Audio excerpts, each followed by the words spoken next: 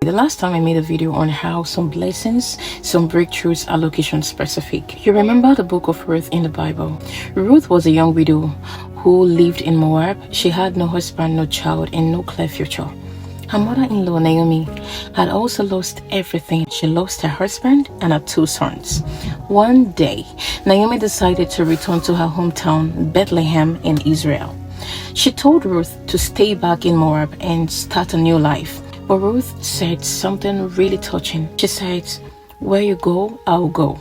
Your people will be my people, and your God will be my God." This is a powerful statement for me. Ruth left her comfort zone, left everything behind, and followed her mother-in-law, Naomi. What stood out for me here is that she didn't just follow Naomi to Bethlehem. She stayed with her, even though she didn't know what the future held.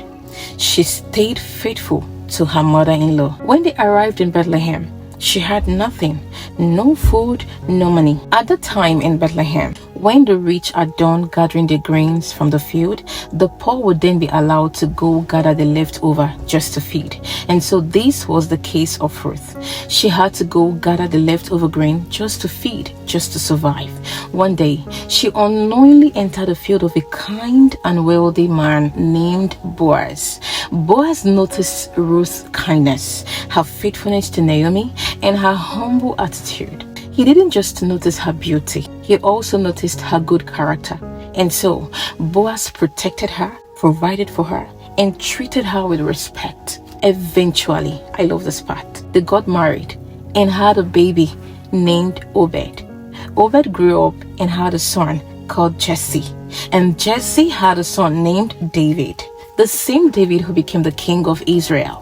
And from David's family line came Jesus Christ. How interesting this is. A Moabite widow, once gathering leftover grain in the field just to survive, became part of the lineage of Jesus Christ. For Ruth, Bethlehem wasn't just a location, it was a divine turning point. She followed the leading of God and walked into a destination never imagined. Now pause and think.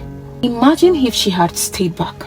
Probably, she would have just been remembered for being a good woman. Instead, she chose faith over familiarity. And today, she became a reference point that we have the book of Ruth in the Bible. So let me ask you, are you in the right location for your breakthrough?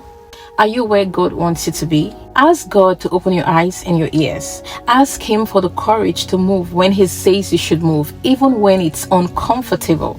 I'll see you again in my next video. God bless you.